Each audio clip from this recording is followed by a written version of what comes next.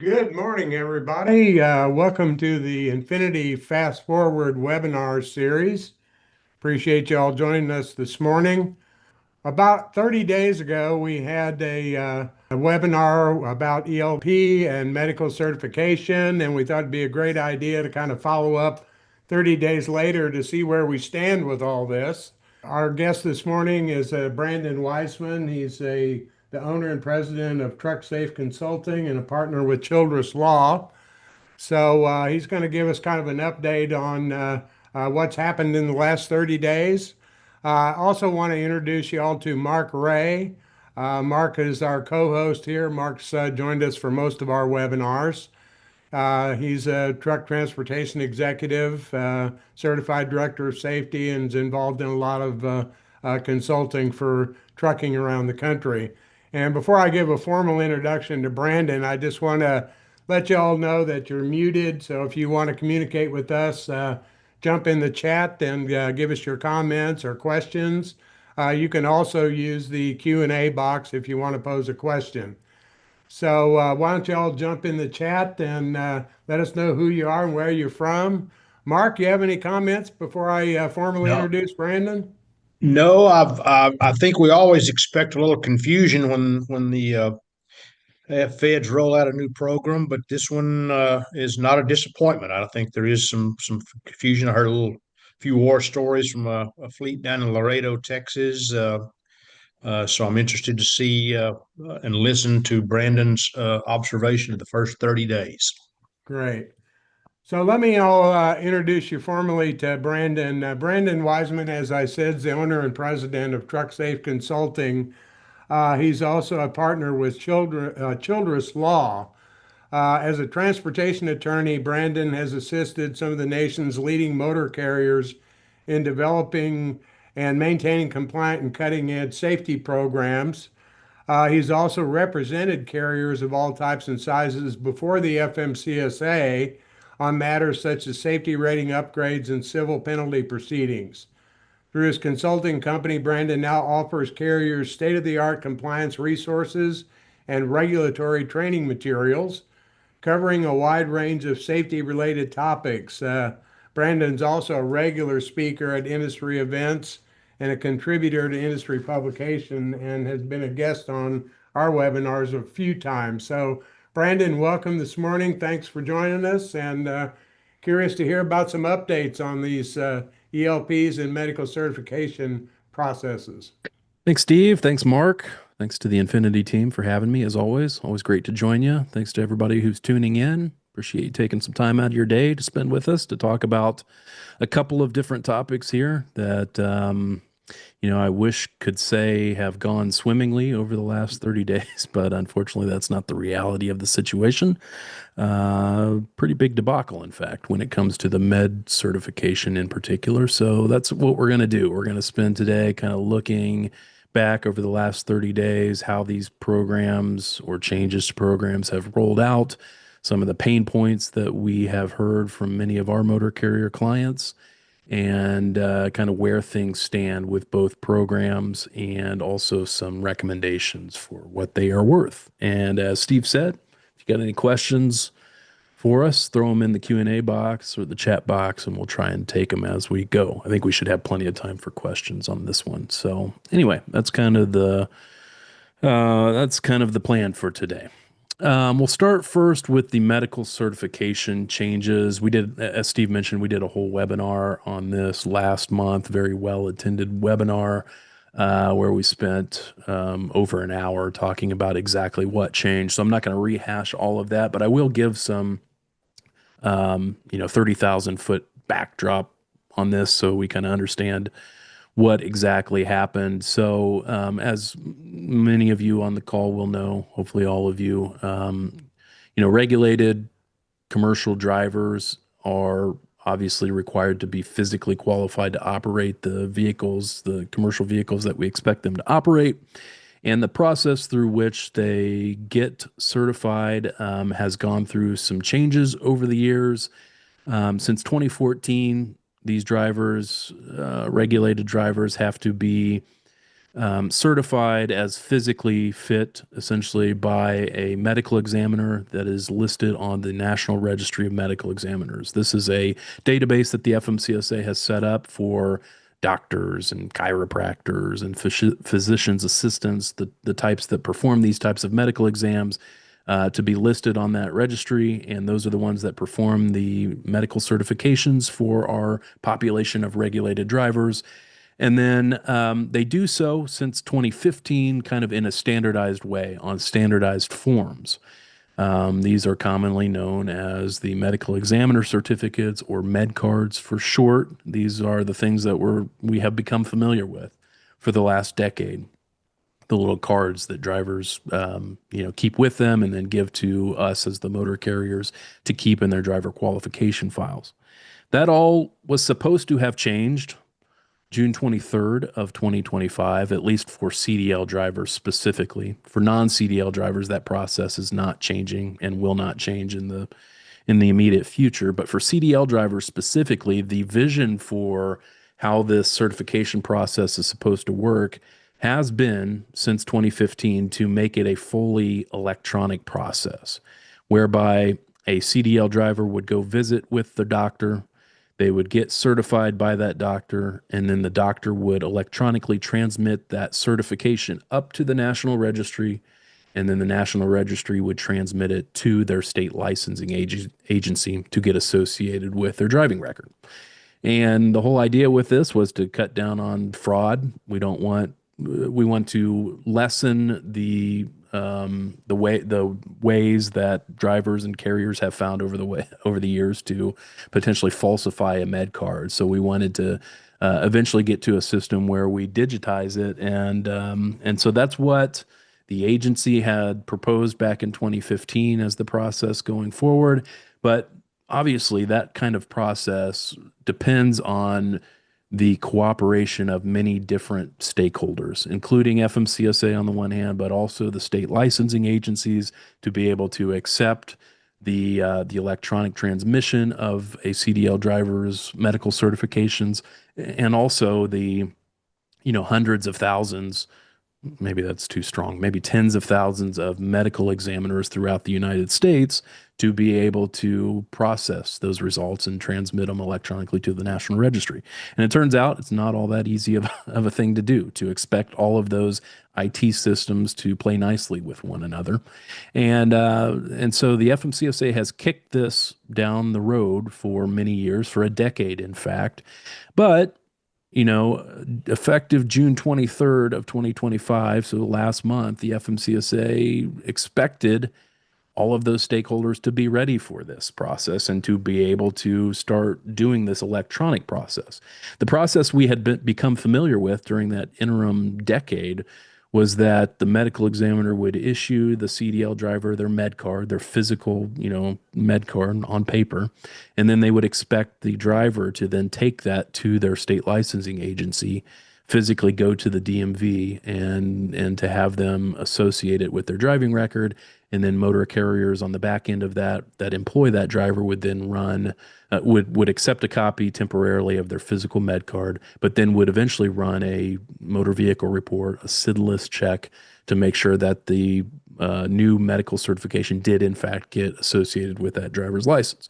That's the process we've been living with for many years. But that was supposed to change June 23rd.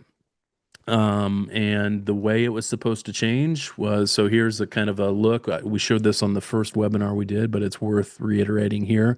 This is the old process that we have been following for the last 10 years compared to the new process. Again, this is for CDL drivers specifically. So that old process is the one I just described. The new process that was supposed to take effect and did to some extent, which I'll get into here in a minute. But the new process is that the medical examiner who conducts the examination of that CDL driver, once they finish the examination, they upload digitally the results to the National Registry of Medical Examiners by the end of the next calendar day. And then the National Registry is supposed to promptly alert that driver's state licensing agency that there is new medical certification data available for that driver. And then that state licensing agency is supposed to update that CDL driver's record by the next business day from when they get that alert to reflect that new medical certification status. And then on the back end, the carrier that employs that driver then is supposed to run a new motor vehicle report to verify that that medical certification information has indeed been associated with that driver's license. And that MVR that the motor carrier runs is now the proof that that CDL driver is medically qualified. Whereas historically, for the last 10 years, the proof has been primarily that physical med card. Now it is just the driver's electronic driving record. That is that proof. In other words, under this new process, the physical med card that that CDL driver may have in their possession is no longer valid proof of that driver's certification. It is only the driver's driving record. And in fact, the way that this was supposed to work is that the FMCSA wasn't even expecting medical examiners to even issue physical med cards anymore, effective June 23rd, to CDL drivers. They noted in their guidance to medical examiners that you can voluntarily if you want to, and if a driver requests it, but you don't have to. And that was kind of just highlighting the fact that even if a driver happens to have the physical med card, it's worth nothing to them because that's not valid proof of their medical certification. It's only the driver's driving record. Well, June 23rd, 2025 came and went. And, as we kind of forecasted during our last webinar and as was expected, unfortunately, things did not go so well, and are continuing to not go so well. There have been many problems with the rollout of this change. The first hint at a problem that we had was that the FMCSA has been publishing on its National Registry website the states that are not ready for this change, that aren't able to process or to take in these electronic transmissions from the National Registry, and looked at it yesterday. As of yesterday, there are still 12 states that are listed on that list of states that cannot electronically process these medical exams. That was originally 14 when they launched this, and on June 23rd, 2 additional states have become compliant, but there are still 12 states that aren't ready for this. I've got them listed here on this slide. They are California, Alaska, Wyoming, Oklahoma, Iowa, Louisiana, Kentucky, Florida, New York, New Jersey, Vermont, and New Hampshire. Those are the states that cannot yet process these electronic transmissions. So the first thing that the FMCSA had to do in recognition of the fact that those states weren't ready is to put out interim guidance, which they published on their website. Let's see if I've got that interim guidance here. I don't think I do. Okay, so that guidance is available on their National Registry website, but it essentially instructed carriers and CDL drivers who are domiciled in those states that if you're a CDL driver domiciled in one of those states, you're still going to have to follow that old process. When you get medically certified, you're still going to have to get a physical copy of your med card from your medical examiner and physically take it over to your state licensing agency to get associated with your license. So that is still the process in place for those 12 states, for drivers, CDL drivers domiciled in those states. And it will continue to be that way until those states are able to electronically receive the medical certifications from the National Registry. So that's my first tip to you. If you've got drivers domiciled in those states, you need to continue to watch that FMCSA website that they've set up to list out those states. Periodically check it, maybe every week or so, to see if the state that you're interested in ever comes off that list. Because once they do come off the list, then you're going to be expected to follow the new process, which is to, electronically transmit the data from the medical examiner to the licensing agency and then run the MVR as proof of that driver's qualifications. I have some concerns that if you're not watching that closely and all of a sudden one of those states flips over to the new process and you have still been relying on the physical med card from your driver, well, FMCSA will potentially tell you, too bad, so sad. You should have been watching this. So that's my concern. So you need to be closely watching that if you got drivers domiciled in those states. So that was the first issue. Well, and that's the issue that really kind of kind of spurred this next action. But also, anecdotally, I know that on June 23rd, I've mentioned this in a few other presentations that I've given, but I literally received 4 calls on June 23rd from 4 separate medical examiners that told me they had no idea that this change had taken effect, and they were wanting some information about it on the date that they were supposed to start the new process, which told me that FMCSA didn't do a great job of getting this word out to the medical examiners. Either that, or those medical examiners aren't doing a great job of watching the channels through which they get information from FMCSA.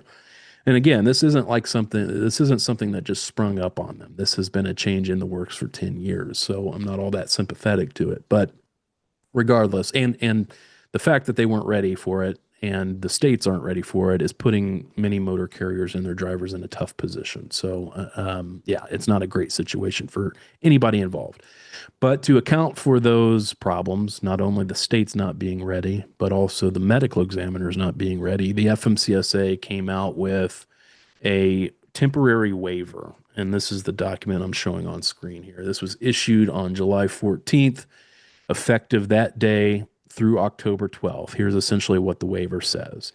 The waiver says that through October 12th of 2025, for its part, FMCSA is not going to take any enforcement action, essentially, against motor carriers and CDL drivers that continue to rely on the old process of documenting the driver's physical qualification, medical certification. So in other words, that old process, just a reminder, because some folks didn't even understand the old process. Unfortunately, I encountered too many carriers that weren't even following the old process. But here's the old process, because it's relevant to this new waiver.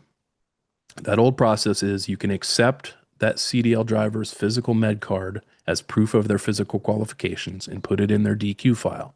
But you can only do that for a period of 15 days from the date of that med card.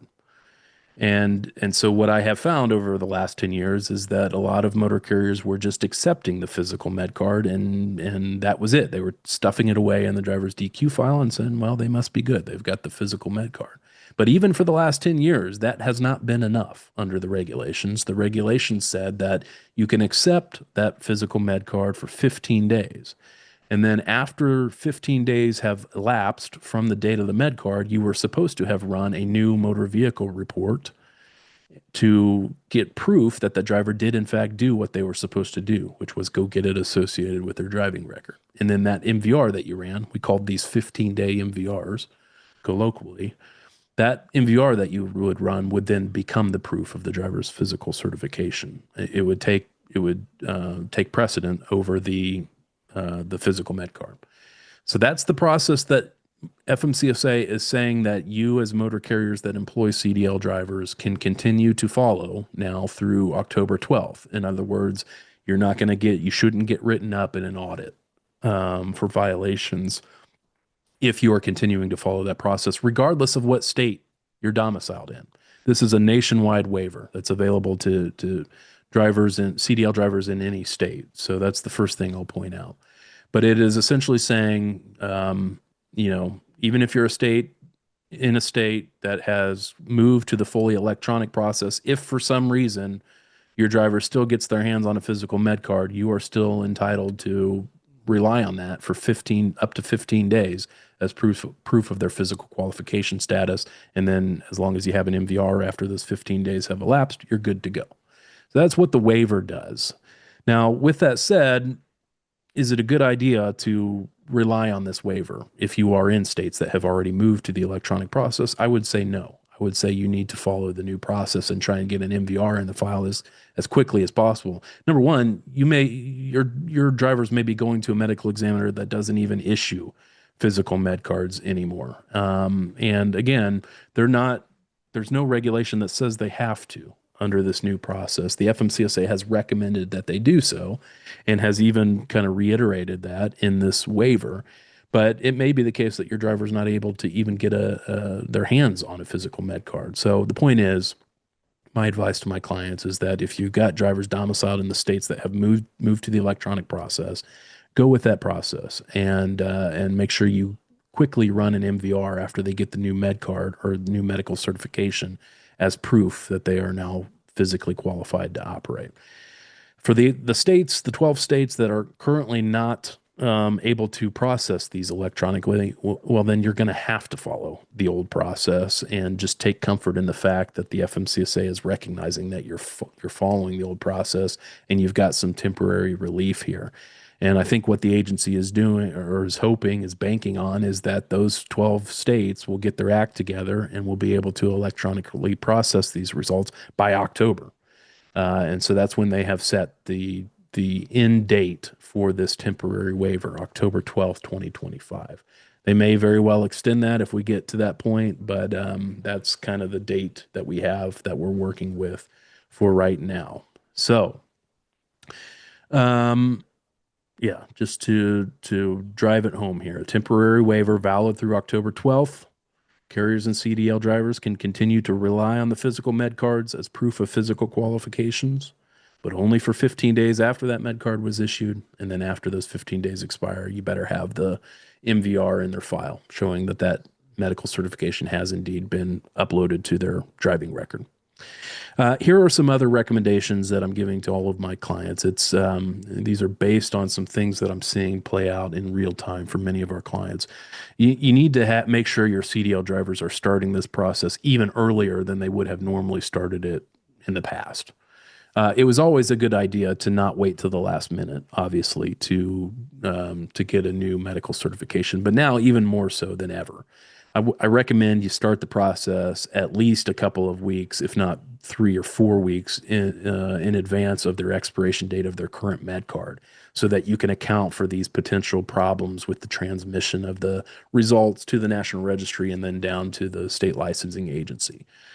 I also recommend that you have your CDL drivers call ahead to the clinic that they are planning to go to get the medical certification and understand what process they are following.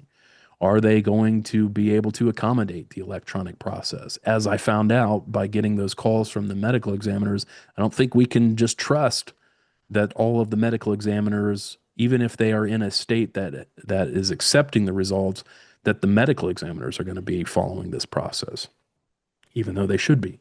So it's worth a call ahead of time so that your CDL driver doesn't waste their time showing up at a clinic that isn't able to electronically transmit the results. So call ahead, make sure they're following the electronic process, and go from there. And then also, this didn't make it on the slide, but another recommendation that the FMCSA has made and that I will continue to make is that when a CDL driver goes in for their physical exam, have them make sure they take a copy of their CDL with them, and then preferably leave a copy of that CDL with the medical examiner so that the medical examiner can double check that they input the driver's information correctly into the system, namely their CDL number. Because what we are seeing is some errors in transmission. The driver or the medical examiner mistranscribes the driver's CDL number. And then if they don't have the CDL number written down correctly, then when they go to upload that result electronically to the National Registry, it's not going to work because they have the wrong number. And if the driver didn't leave with them the copy of the CDL, then they're going to have to try and get in contact with that driver, and then it's just going to lead to further delays. So I recommend they take a copy of the CDL with them.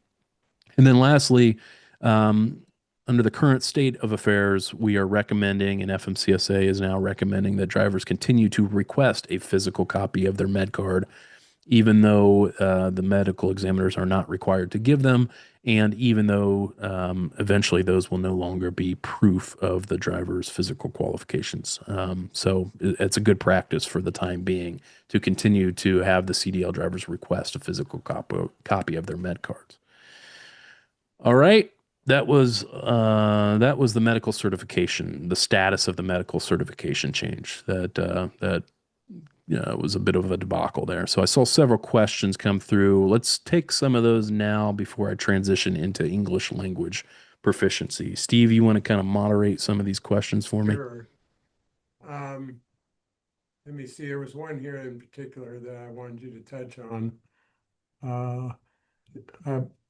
Says, can anyone speak to the CVSA out-of-service criteria for drivers regarding medically qualified that was updated April 2025. Here in North Carolina, we've had drivers who renewed in June, 6/25 to be exact, and is still not uploaded to their MVR. They have now received notification of pending downgrade of their CDL if not medically qualified. Of course, then there's this liability litigation aspect if involved in a crash. This debacle is causing undue stress to drivers, carriers, MEs, as well as expense running MVRs. Yeah, a lot to unpack there. Did they say what state they were in, Steve? I didn't hear it. If you North Carolina. North Carolina. So North Carolina is one of the states that supposedly transitioned to, but they were one of the later states to transition, as I recall. I think they were originally one of the 14 states that weren't ready as of June 23rd, but I think they came off fairly shortly thereafter. So it's not that surprising to me, frankly, that you would be having a driver in North Carolina that's having some trouble getting the result uploaded. They're probably caught up right in that time period where North Carolina transitioned over to the new system. So, to answer your first question, CVSA and what roadside enforcement is doing, I don't know. I'm not part of CVSA personally, so I don't know. I assume they have sent out some directives to law enforcement, but I don't know that specifically. So I don't know what their current stance on it is. I don't know what their current directives are to law enforcement roadside, how to handle it. But I imagine that if that driver's CDL is ultimately downgraded by North Carolina because North Carolina didn't have their act together, then when the officer pulls that driver over, they're going to see that the driver doesn't possess the CDL anymore, and they're going to have to, the officer's hands are tied in that situation. They are going to see a downgraded CDL, and they're going to have to write them up for a CDL violation. And I fear that you, as the motor carrier, and that driver are going to have to fight that on the back end through a data queues appeals or something to that effect. I worry that that's going to be the likely outcome unless these states get their act together. Here's another one, Brandon said some MVR are saying certified, no dates, no doctor's info. How would we know that medical certification was updated by DMV unless it's downgraded? Did that person say what state they were in? They did not. I've heard that Marina, being an maybe you issue. can I've pop heard in that and let us know. I've heard that being an issue in Arizona for some reason, specifically, that for some reason Arizona, when it reports data on MVRs, isn't reporting the doctor information, which is, in my view, not compliant with what the FMCSA requires. Says it's Illinois Oh, Illinois. I haven't heard of that or specific. Arkansas drivers. I'm sorry. Oh, Arkansas drivers. Yeah. I haven't heard of that specifically being an issue with Arkansas MVRs, so that seems odd to me. And I'm assuming this is a CDL driver because if it's a non-CDL driver, you wouldn't have that information anyway. Remember, Right. the process isn't changing. But for CDL drivers, yeah, you're going to have to get to the bottom of that. I don't know why Arkansas wouldn't be reporting that information. It's concerning to me that if they're only saying certified and they're not giving you dates and doctor's information, that seems incorrect to me, and that seems like a violation of what the FMCSA requires in their regulations. So, yeah, unfortunately, you're going to have to reach out to the state there or whoever your MVR vendor is and see if you can get some information from them as to why you're not seeing that data come through. Because I would have some heartburn like you do, relying on an MVR that just says certified and doesn't give you any information beyond that. Yeah. Here's a question from Amber. So we have a driver who states his doctor has sent his medical card to the National Registry twice, but it's still not showing up on his MVR, and it's been almost a month. Is there something we can do on our end to move the process along? Yeah, we kind of, there are steps that the FMCSA expects you to follow. We mentioned these on the first webinar, but they're also laid out if you go to the FMCSA's National Registry Learning Center website, if you just Google FMCSA National Registry Learning Site, you'll find the website where they've got some resources as to what you can do, the steps you could take to when you encounter a situation like this. Unfortunately, they're not all that satisfactory of a response, unfortunately, but it's really the only thing you can do. The first thing they're going to recommend to you is that you reach back out to the medical examiner and figure out how they transmitted the results, if they did transmit the results.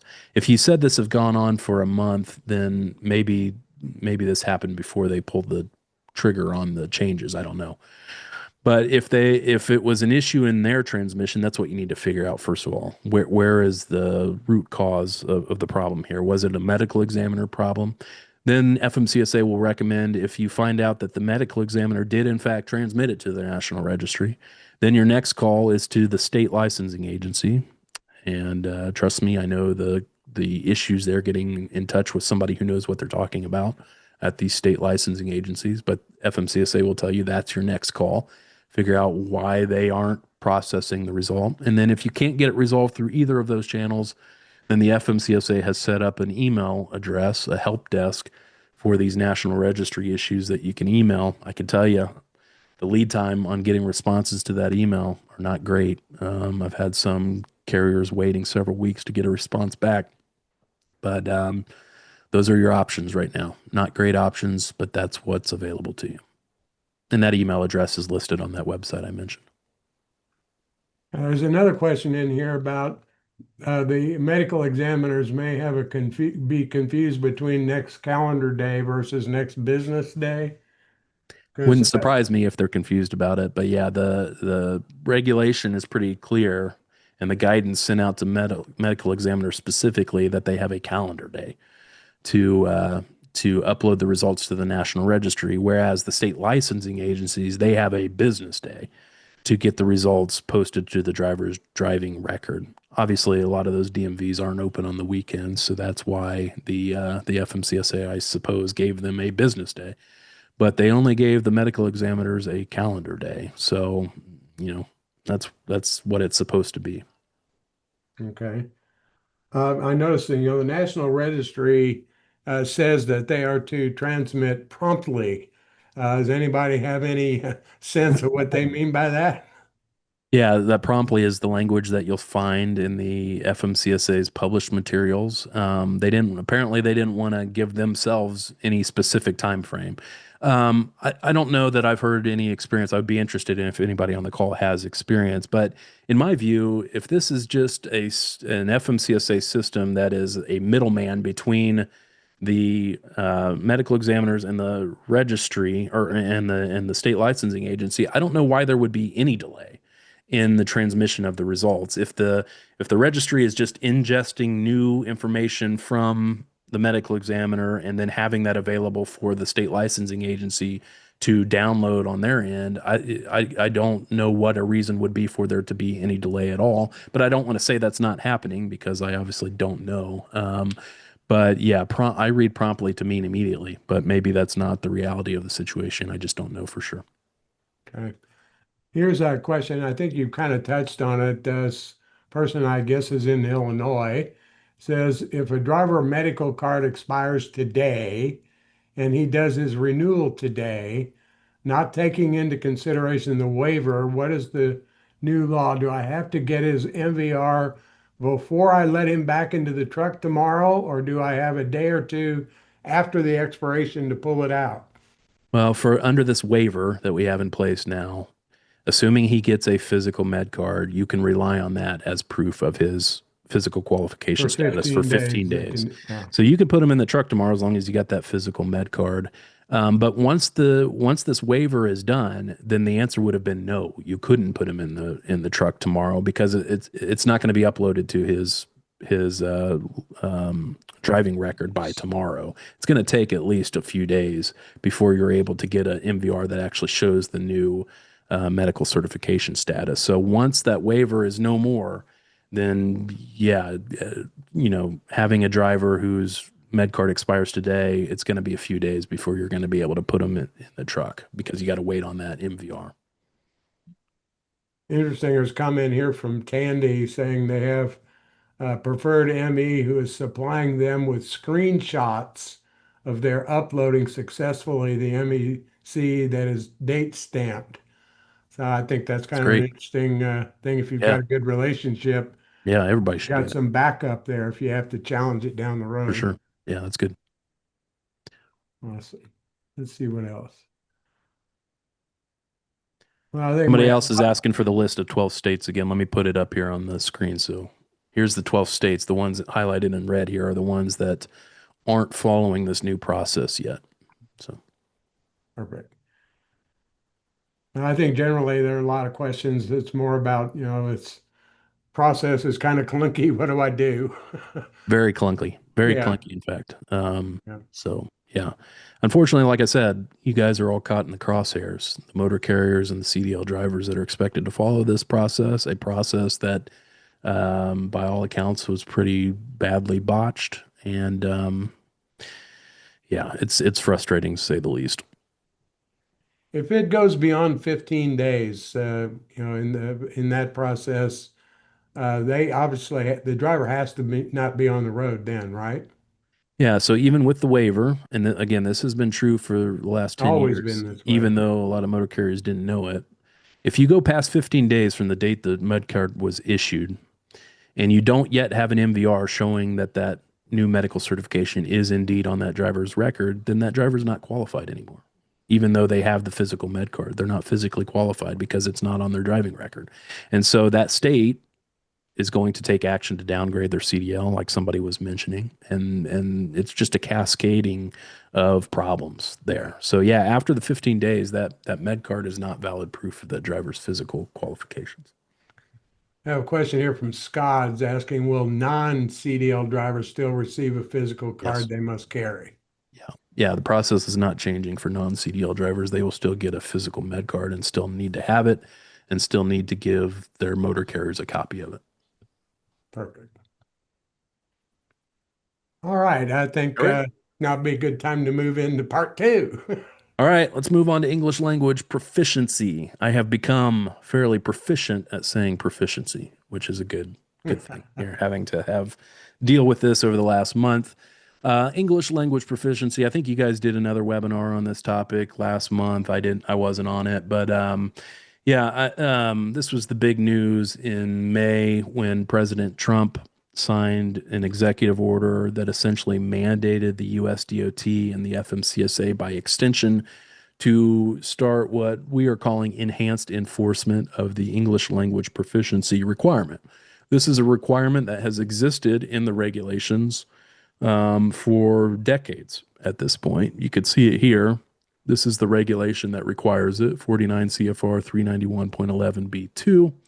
It says that to be qualified, a regulated driver has to be able to read and speak the English language sufficiently to converse with the general public, to understand highway traffic signs and signals in the English language, and to respond to official inquiries and make entries on reports and records.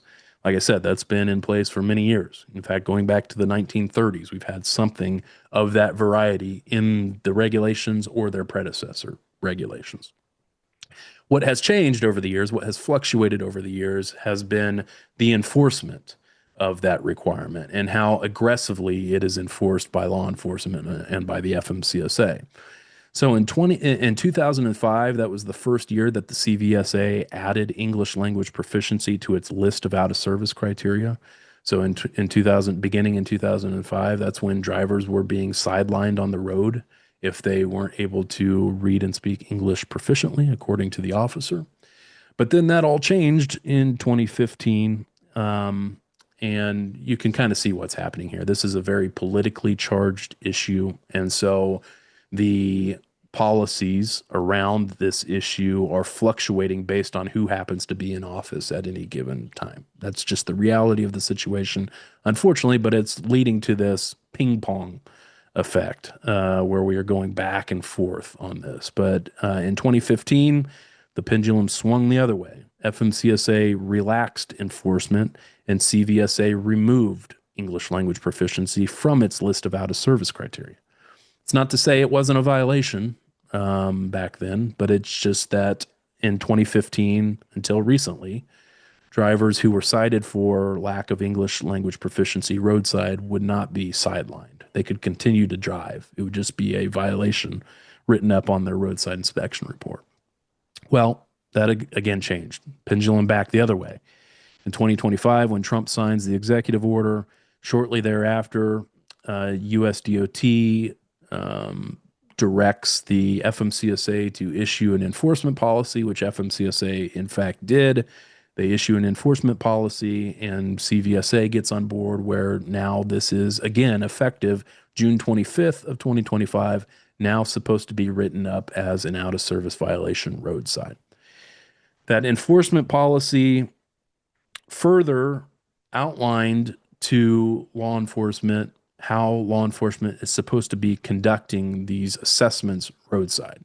You may have seen this policy. If not, I know we have it available on our website. We've written several articles on this, but yeah, here's how it's supposed to work. So effective June 25th, anytime a law enforcement officer stops a regulated driver, they are, going to be talking with them in the normal course of that stop. And if they have reason to believe that that driver is struggling to communicate with them, then they are directed to initiate this two-part English language proficiency assessment, essentially.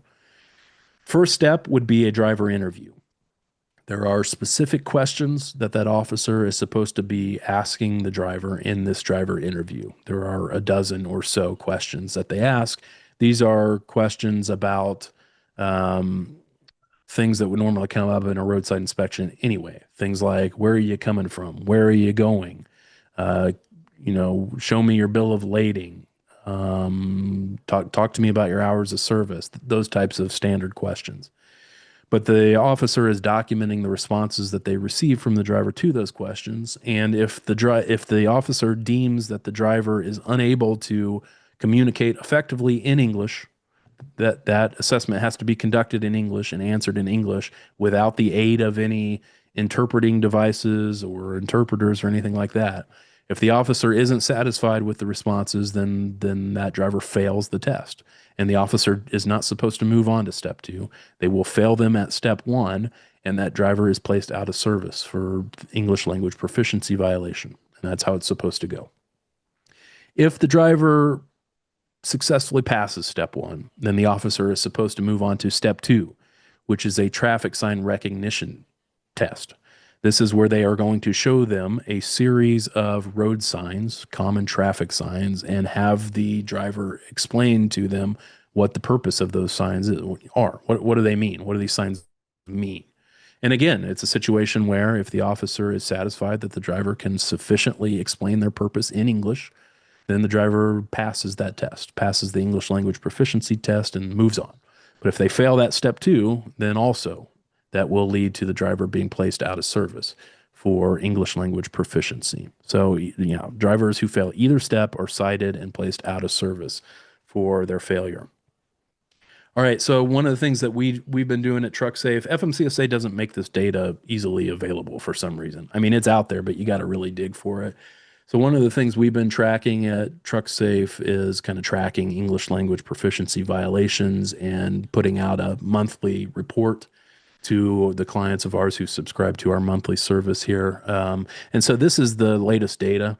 So FMCSA's enforcement data lags by a few weeks. So we don't have data for July yet, which is going to be the most telling, because again, this out of service enhanced enforcement of this requirement really took effect on June 25th.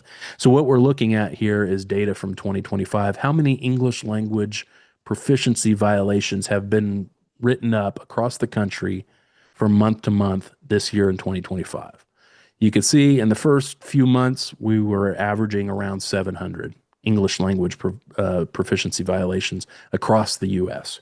But then you could see that in May, we saw a pretty substantial uptick. This was the month that Trump announced the executive order.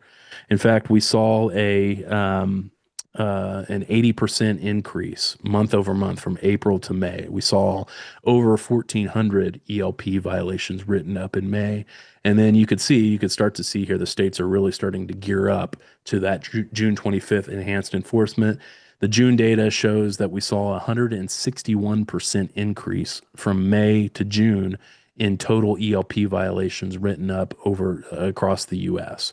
So nearly 4,000 ELP violations written up throughout the U.S. in June.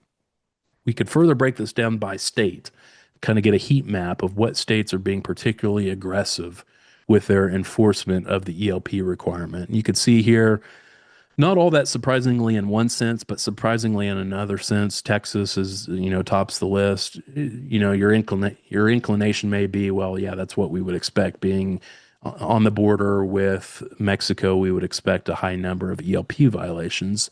But historically, Texas had relatively few of these violations for a couple of reasons. Number one, they had and still have to some extent, I believe, some kind of a state policy that essentially says for intra-state operations, drivers in Texas, we're not going to write them up for ELP violations. And that's been my understanding that has been in effect for a while and continues to be in effect.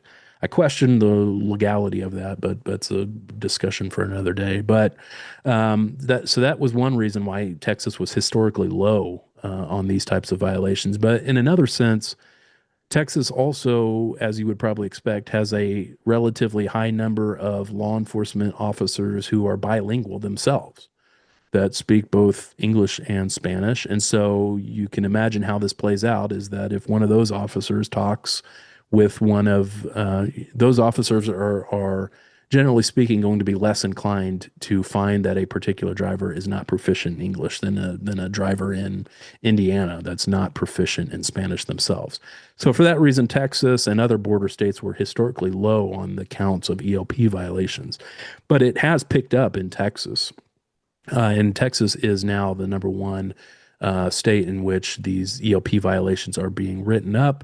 And a lot of those, I will note, even though we've attributed them to Texas in our graph here, a lot of these are federal inspections conducted by FMCSA, not so much Texas DPS. So a lot of the violations that you're seeing coming out of Texas for English language proficiency are actually being written up by federal law enforcement rather than state law enforcement. So anyway, you can kind of get a sense from this graph, the states that are being aggressive with it: Texas, Tennessee, Pennsylvania, Arizona, Illinois to some extent. Those are the states that seem to have ramped up their efforts. And again, this is data only through June of this year. And so I fully anticipate that when we get July's data, these numbers are going to skyrocket even higher. So we'll just have to wait and see once FMCSA does publish July data where we land. So there again, I misspoke on that first one. So a 71% increase in ELP violations across the country from April to May, and then that 161% increase May to June. So substantial, and will be even more substantial in July, no doubt. So here are my recommendations for motor carriers and drivers when it comes to English language proficiency. Carriers, my recommendation to you is that you be doing your own ELP assessments during your onboarding process. When you are bringing on board new drivers, you should have some kind of an assessment. I mean, the first line of defense, obviously, your recruiters or whoever are talking to these drivers, if you have concern that they're not going to be able to pass a proficiency test roadside, then why are you even putting them in the seat? I mean, you're just going to run yourself into trouble at that point. But beyond that, what a lot of motor carriers, particularly the larger ones, have implemented, and that I recommend all carriers implement, is some kind of a documented assessment. Shameless plug for us, we've developed our own assessment. If anybody's interested in sourcing one, we've got one available, trucksafe.com/ELP, but it could be relatively simple. It's just, and what I recommend it do is that it model essentially what officers are doing roadside, which is it should involve an interview component, and it should involve a traffic sign recognition component. Show your drivers some road signs, have them explain them to you in English, and conduct an interview with them where you ask questions and document the results of that. It's important that you document it, in my view, so that you have some proof available to you if you need it down the road. If that driver then goes and gets stopped down the road and written up for an out of service ELP violation, well, then if you want to challenge that, what are you going to have to challenge it if you don't have documentation that you conducted one of these assessments? So better to have that type of an assessment in your back pocket in case you need it in that context, or in the context of an audit, for example. It's best to have some kind of documentation of that assessment. Beyond that, the question I get most often, and that I still don't have a great answer to, is what do we do once we have a driver who is placed out of service for an English language proficiency violation? How do I get them back in service? FMCSA hasn't answered that question for you. To my knowledge, CVSA hasn't answered that question to you, so you're kind of left to your own devices. for what it's worth, my thought on this is that you got to do something about it. You can't just put them back in the truck afterwards. And the reason you can't is because if you do that and they go down the road and they get stopped by another officer, now you're risking getting a jumping and out of service order violation, which is a very heavily weighted violation on your CSA scores, and it will cause you serious problems. But I would feel more comfortable with you putting them back in the truck if you've got some real substantive proof that you've actually done something to rehabilitate them, to get them to be proficient in English language, in the English language. And what does that look like?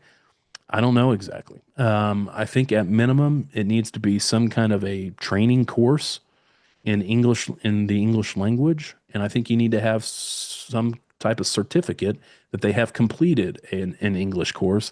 And the more substantive that course, the better, in my opinion. If you've got a driver who's truly not proficient in English, you're not going to teach them to be proficient in English through some 30-minute course or something like that. There's got to be some substance to it, in my view. And this is not just a roadside risk that you face. It's also a highway accident risk. If you put that driver back in the truck too quickly without doing your due diligence to make sure they actually are proficient, and then God forbid they go and kill somebody, that's not going to look great for you in the context of that litigation. We've seen that play out badly for motor carriers anecdotally in other cases, including that billion-dollar case that we saw come out of Florida several years ago, 2020, I think. It was the first ever billion-dollar jury verdict awarded against two trucking companies. You may remember that case. One of the issues in that case, one of the major issues, was that the driver who plowed into the line of stopped traffic admitted that he was non-English speaking and couldn't read the road signs, the flashing road signs that would have alerted him to the fact that the traffic was stopped ahead. That wasn't the only issue in the case, obviously, but it was a contributing factor to that huge jury verdict awarded in that case. So point here is you better have some good evidence on your part if you're the motor carrier that's employing these drivers. If you're planning to put that driver back in the seat, you better have some substantive proof that you've done some work to make sure that driver is proficient before you put him back in the truck. And like I said, I think the thing that makes the most sense is some kind of substantive English language training.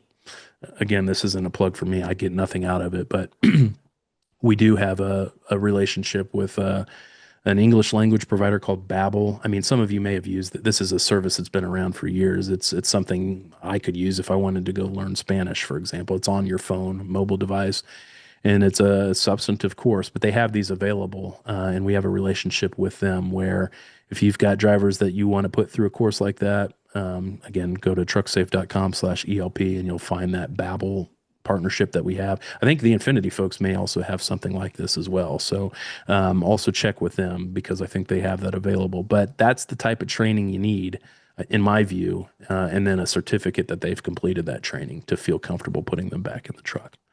And then also just, if you're a fleet, particularly if you're a fleet with drivers operating in multiple states, I would recommend that you keep abreast of how the enforcement is playing out from state to state through things like that data that I showed you, that heat map, so you can, be aware of which states are aggressive, and maybe you use that to inform your dispatching of which drivers we want to send in what states, that type of thing. So those are my recommendations, again, for what they're worth. That's all I got on English language training. We've got a few minutes here left for any questions on that or going back to the other topic.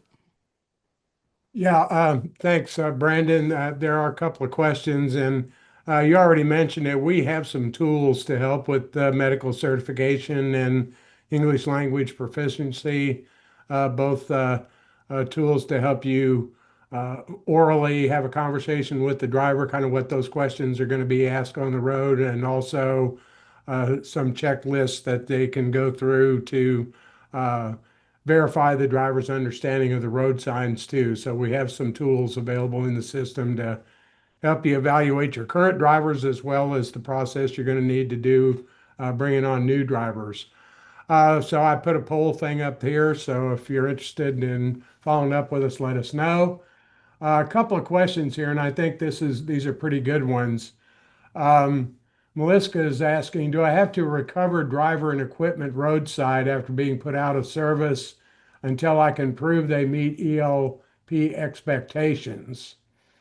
Yeah, I mean that highlights the concern I just talked about, which Right. is that if a driver has been cited for an ELP violation, you got a real risk if you just put them back in the truck and say keep going. You've got a risk of getting a jumping and out of service order, and that is very risky. I wouldn't want you doing that. So that means you're going to have to recover the equipment. You're going to have to repower the load by sending another driver or hiring another motor carrier to come get it you uh, until you do something about that particular driver.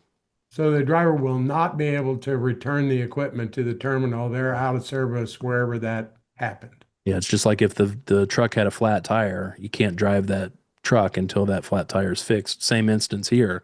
The driver is out of service for that English language proficiency. They can't move anymore. Here's another good question. If the driver passed the inspection once, will it show in the system? Is it possible the driver will be inspected again and go over it again? Yeah, this highlights the major problem with this rule and its enforcement, which is the subjectivity of the rule, right? So what one officer thinks is proficient, the next officer down the road may think is not proficient. To answer your specific question, will the first inspection show that they passed an English language proficiency test? Not necessarily. They may just get a clean inspection report out of that mentions nothing about English language proficiency, unfortunately. So then I worry that going down the road, if he gets stopped and questioned about his proficiency, you're not going to be able to rely on that first one. Although I guess you could, I probably still would try and rely on it. Like if I had to file a data queue on that second one, I would certainly say, hey, this driver just got stopped by your colleague down the road and he got a clean inspection out of it. What's that about? I would certainly file that in a data queues appeal, the fact that he got a clean inspection. But will it specifically mention that he passed an ELP test in that first inspection? Not necessarily, I don't think. Okay. Here's a good question. So we have a few drivers that lack in the ELP area. If we conduct proactive training, could that be considered some sort of discrimination since we are making that distinct training specifically for them? It's a good question. I will be the first to tell you I'm not an employment attorney. Those are employment law issues. You should certainly run those up with your HR team and with your employment and counsel if you've got them. And those are real concerns. Those are legitimate concerns. And I have heard of some states being aggressive on the labor front, on the employment side of things with that type of issue. You would hope it would not be a problem since you've got the federal government telling you essentially have to do these things. But there is some nuance to it that is worth running by employment counsel. Great. One question I have for you, Brandon, you put up some nice statistics about the number of violations and how much that's gone up. Is there any sense of how many of those were put out of service? Yeah, so remember, we only have the data through, I think July 3rd was when the data cuts off. So we only had a few days there where the out of service enforcement was in effect. So we are starting to see them flip over to out of service, but relatively few on that list were out of service because it was historical before they flipped over to the out of service criteria. So most on that existing line chart that I showed are non out of service, but that's going to do a complete 180 here in July in the July data. All of them should be out of service going forward, effective June 25th. Great.